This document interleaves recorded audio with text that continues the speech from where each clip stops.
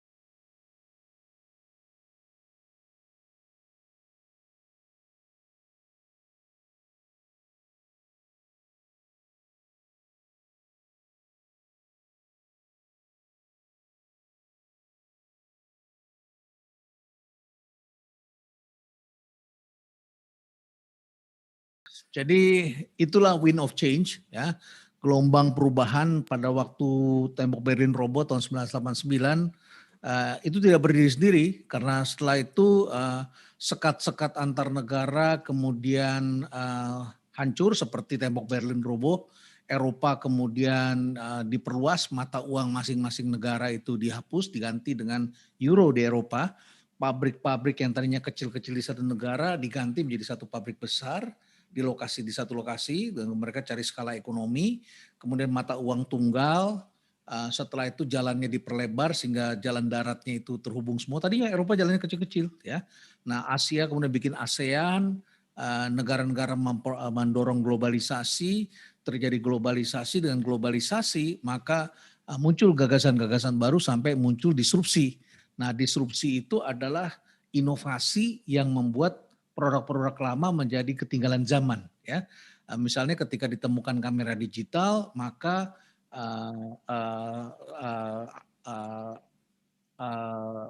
buat film roll menjadi tidak berguna ya.